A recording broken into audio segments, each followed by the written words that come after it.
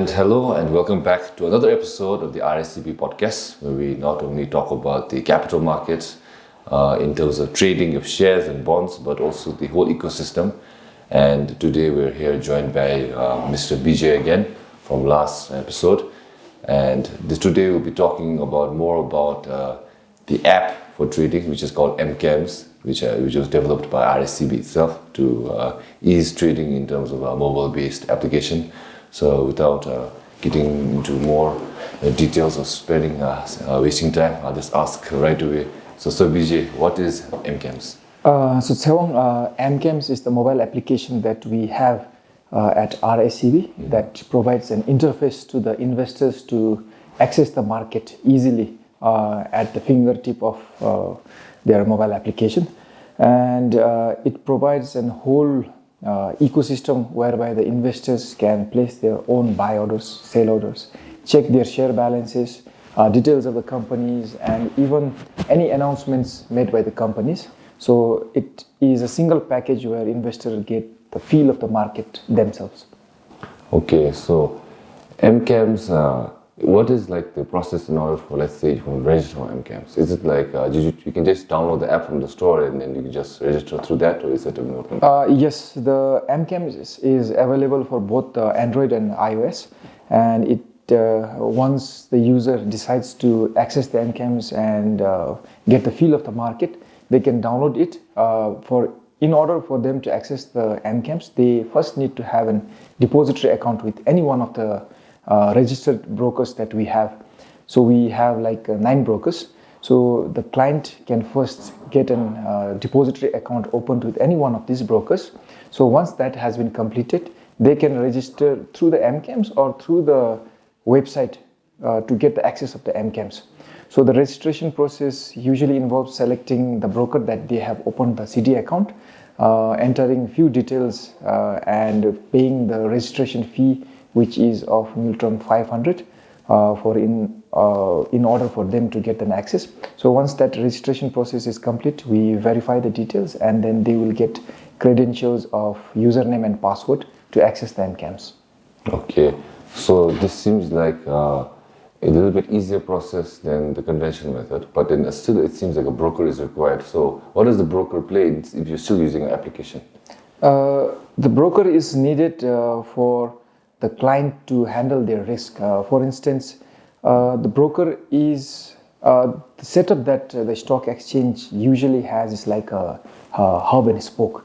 The stock exchange is at the center where we have the platform for the market, where the users get the feel of the market. They interact with different investors, the buyers and the sellers. The brokers are like the spokes who provide access to various clients, numerous clients that are across the geographical region. They can access the market from anywhere. So the brokers, they act as an access to the market. So not only they will provide the financial advice or personalized experience to the client, or even providing details of which stocks to buy or sell and what are the announcements made by the companies in order for the investors to make informed decision. These are some of the roles that the broker provide to the clients, but if they opt to have the access of the market without the need of the broker, they can do it through the MCaMS.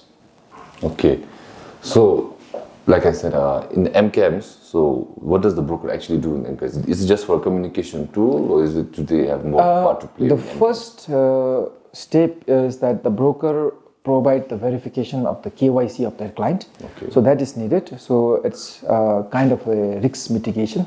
And if the client is usually interested in buying the shares, the brokers, they provide the exposure to the client. So until and unless the trade is executed, the buyer need not pay the amount whatever they are willing to invest to the broker or the counterpart who is the seller.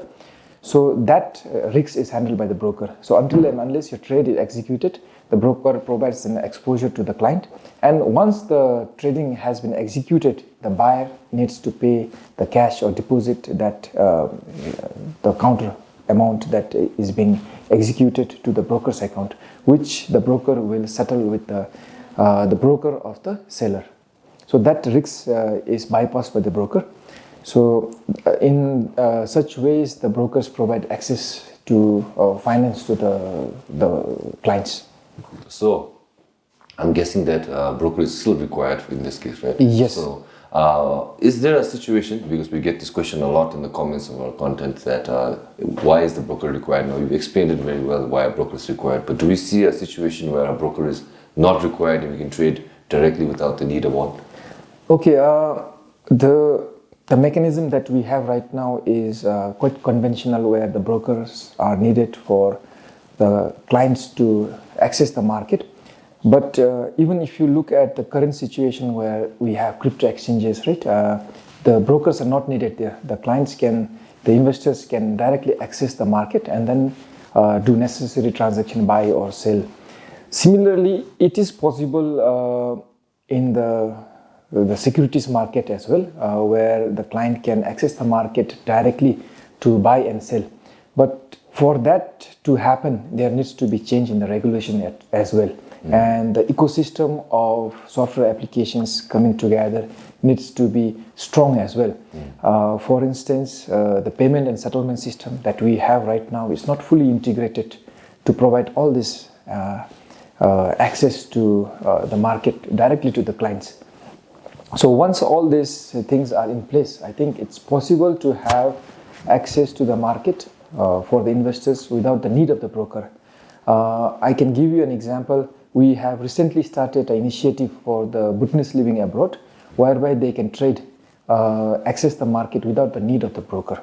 So there is a possibility, but there needs to be a system where access to the finance, the payment and settlement system, and even the KYC needs to be fully digital without the need of the broker, and also the tweak in the regulation where the broker is not needed needs to be fixed in order for this to take place. Okay, so this feature you just mentioned about for Bhutanese living abroad, so is it like a feature, another different app? Is it mobile, another application? Is it within MCaMS? It's within the MCaMS. We have tweaked it in such a way that we identify whether the person is living abroad or not through the help of Remit Bhutan. So the initiative that we have, the Bhutanese Living Abroad Initiative or the BLA initiative, is in collaboration with the Royal Monetary Authority of Bhutan, RMA, a few banks that they have rolled out this process where the client or the investors can remit the dollar into their investment account. So right now we are collaborating with Bhutan National Bank, Bank of Bhutan, and Tashi Bank or the T Bank is also coming up with this feature in their app, whereby these three banks will provide this or support the initiative that we have recently launched for the BLA. So usually what happens is investor who is willing to invest from abroad or the Bhutanese living abroad can get access to the market easily without the need of the broker.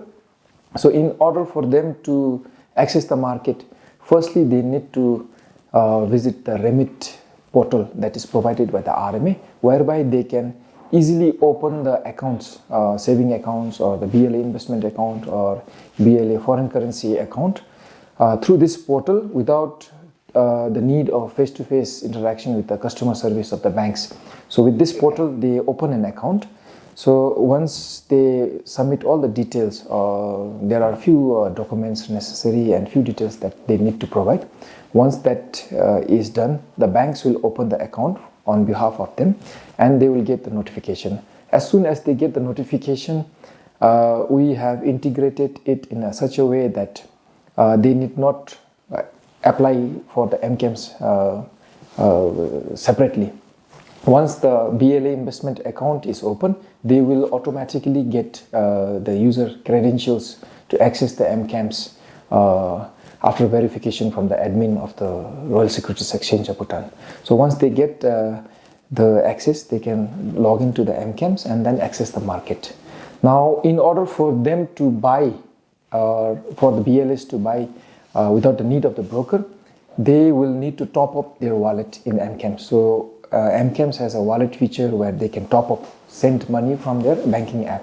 It can be done through MP or MBOB for now, and TPay is also coming up with this same feature shortly. And in order for them to top up the wallet, first they need to remit, like normally how they send back money home, right? They need to remit dollar into their savings account from any of the remittances channel. So currently, I think we have Bobit, BNB Remit, and TP Remit. So using any of these channels, they can remit dollar to this BLA investment account. And once the dollar is deposited in this account, they can top up the MCaMS wallet. So whatever amount, let's say if they have transferred 10,000 Miltrum into their MCaMS wallet, they can place the orders for any listed script for within that range. Okay. So it seems like you need to make an account with Remit Bhutan first. Yes. Then not with the Remit Bhutan. Remit Bhutan is a portal whereby you can open accounts in any one of the banks. Okay. BOB, BNB or TP Remit. So you have to register with Remit Bhutan, is it? Yes. Remit Bhutan is a portal where you have access or the feature to open account with any one of the banks. Oh, okay, okay. So it's like doing online KYC. So Remit Bhutan is like an online KYC whereby they have all these checks and balances feature to open an account with any one of the banks. Okay, all right, I see this. So let's say I'm a Bhutanese living abroad. So what is this feature different from me trading from the conventional method? I can still maybe open a BOB account here or another banking account here and then still trade the old way, if I'm not mistaken. Is it possible? Yes, it is possible. The BLAs can access the market through the BLA initiative, or they can choose any one of the broker like a conventional method. So it's up to them for their ease of use or whatever they fit necessary for them to invest in the market. So the both options are available for them.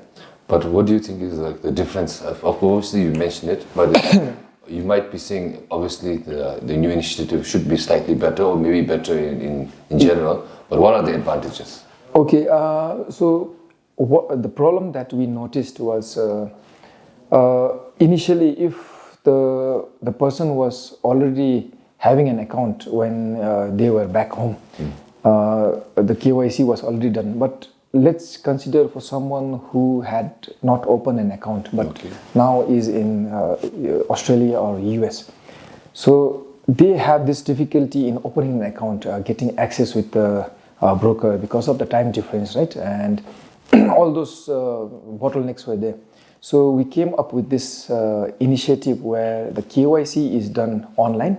So the investor need not interact with the broker because all this feature is being onboarded digitally. So they just need to access the portal, open an account, and then get access to the MCaMS. So that is one area where we thought it will be easier for the investors to access the market. The other one is now in order to buy the shares, you need to have cash or the exposure provided by the broker. So only then you can place the orders, right? So with the integration with the banks, BOB and BNB, we have provided them with the accessibility whereby they can, whenever necessary, they can withdraw to our wallet, MCaMS wallet, or deposit in order for them to buy. So that feature is there. So the interaction with the broker is immensely reduced. So they have better informed decision when they can get the feel of the market and buy whenever they like, right? If they had the approach where they need to interact with the broker, there is obviously time difference, right? If they want to, they see some prospect in some company, they are really willing to buy and they miss that opportunity because of the communication. The investors will ask the broker to fund their account to provide exposure, and then that broker might be catering to the needs of other 100 of clients, right? So that delay is there. So for those who understand the market and can make their own decision without any financial advices from the banks, the brokers, they can have this access to the BLA investment initiative whereby they can place their own order, make their own informed decision without the need of a third party. Okay, so now that we understand how you can trade if you're Bhutanese living abroad, why do you think Bhutanese should be investing in companies? And there are many options, let's say, if you're living abroad in their own exchanges, in their own markets, in their own crypto also is opportunity. What do you think is like a good reason for why Bhutanese living abroad should use this platform and also invest in Bhutanese companies? I think this can depend upon the personal choices, right? But obviously, a few things that I can highlight is that the companies that we have here are very, stable. And if you even see the track record, their corporate announcements and the returns that they give is quite high compared to any exchanges, the companies that are listed in other exchanges.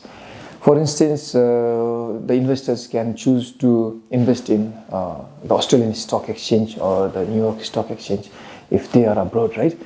But that market is only accessible for only those who have great depth in the fundamental and the technical knowledge of how to trade. But for the masses, it's very difficult because the returns that the company that are listed in other exchanges they give is very less. The only way to make the money is from the trading cycles, right? Buying low and selling high and all those capital gains and all. So that access or the knowledge those investors have is very minimal. There are more number of investors who do not know all those things. But the stocks that are listed here, I think, provide greater returns, right? And it is not volatile like the companies that are listed outside, where even a slight information or a change in the management or any change in the political scenario has a very volatile effect in the market. But when we look back into our scenario, it's completely different. And the other thing is the commissions that are attached with trading or activities that you do in the stock exchange is very minimal compared to other stock exchanges. The BLI investment that we have, even compared with the conventional method where you choose broker, the commission is very less. It's almost 50% less compared to what you pay to the brokers.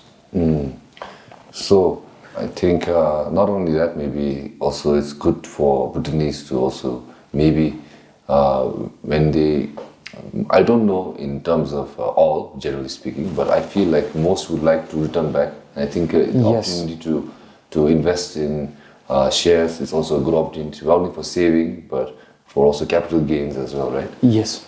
And I think, what is the word? Last time you mentioned like in the previous episode, like it's not like land or real estate or cars. You can invest. It's easily manageable. And other thing that I forgot to mention, the advantages or the why we started with this initiative was to encourage foreign remittance. By providing the investors with this attractive initiative where the commission is less, you get to remit the hard currency inward to the country, and also you have access to the market without the broker, right, with a reduced commission, and the companies that we have are really doing well. If you compare it with any other investment in the long run, it is quite significantly higher compared to other investments. Yes, like you mentioned, like last episode, you can just invest a couple of thousand, maybe thousand euro. You have the flexibility to invest in whatever amount or the units that you like to buy. Yes, and then if you have an intention to come back home, and then you've already made at least a strong start to a foundation where you can invest further when you come back, right? Yes. For instance, if you have at your disposal $500, right? Yes. It is difficult to buy a piece of land or even own a flat or a house, but you can invest it in the stocks, and eventually when you decide to come back, I think that will gain a significant growth in your portfolio when you come back, or even during the retirement. Okay, thank you, Sir Bijoy, for sharing this information. Anything else that you miss out you want to convey, at least in regarding to MCaMS? For MCaMS, I think most of the investors, they find it difficult how to access, right?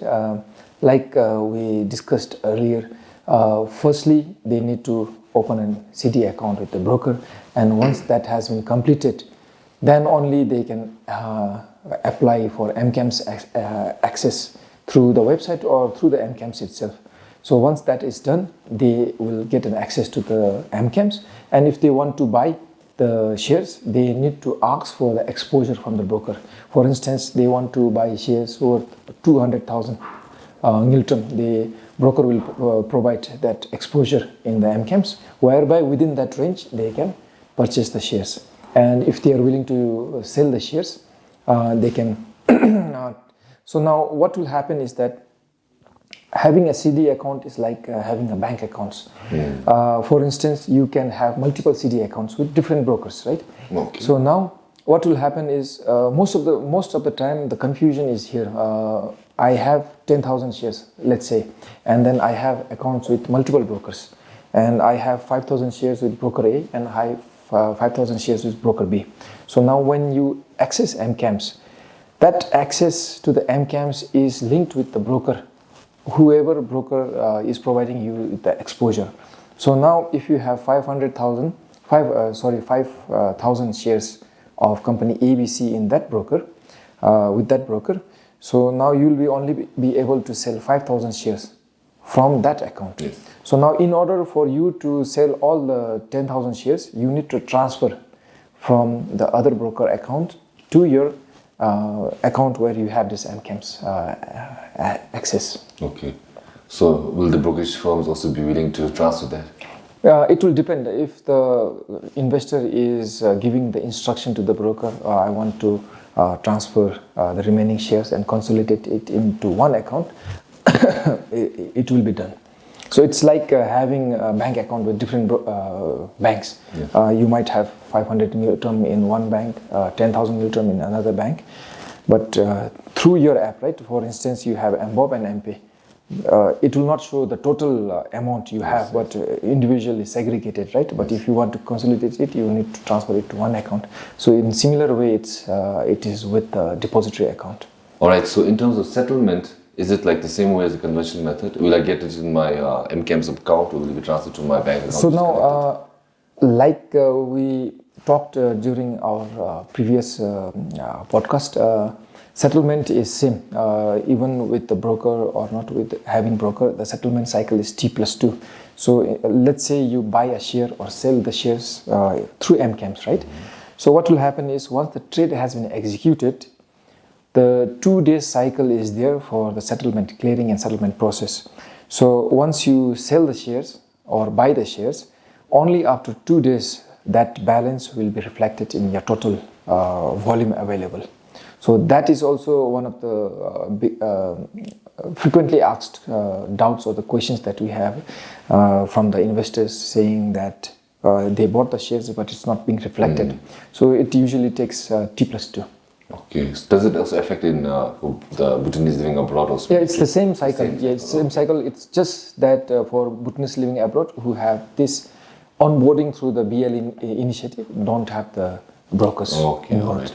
So I think, like you mentioned about the frequently asked question, people do ask, why is it T+2? Why can we have instant settlement? Why do we require that it takes up to 2 days? Actually, until last year, we used to have T+3. So we were able to reduce it to T+2.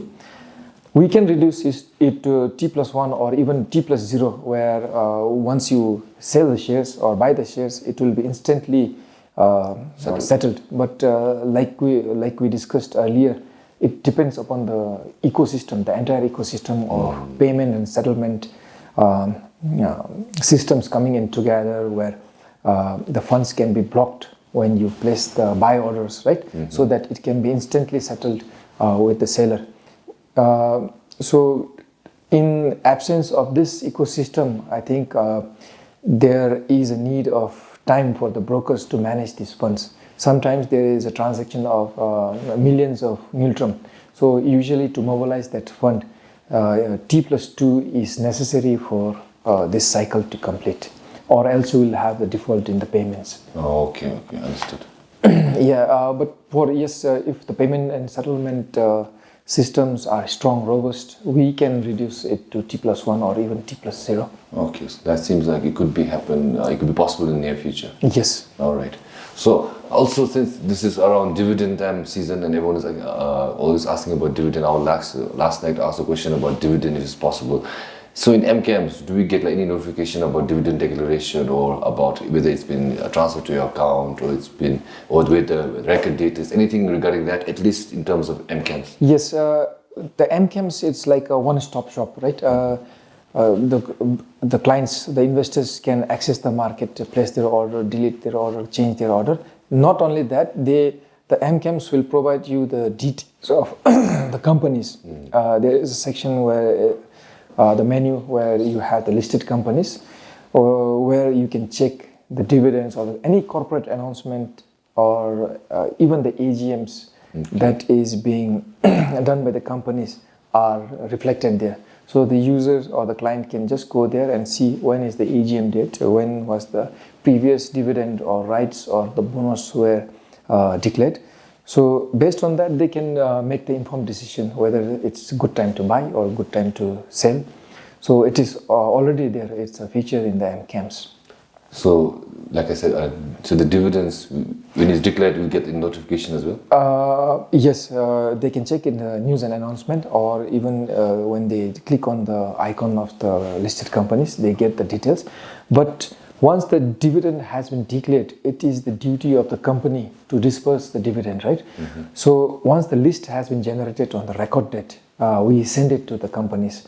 So it is the duty of the company to inform, or through the text message or even email to their clients, whether the dividend has been paid out to their account or not. Okay. But then somewhat maybe it might be still reflected in the app if you go over the company section.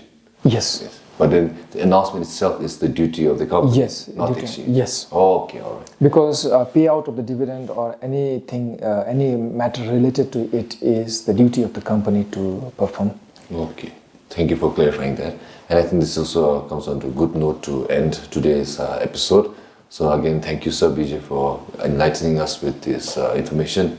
And hopefully next week also you could join us, maybe someone else new. Or maybe if you're not tired of seeing Sir Bijoy's face, Maybe, I think, we can check the comment section and see what are the topics that the viewers want to discuss, right? Right, that's a good point.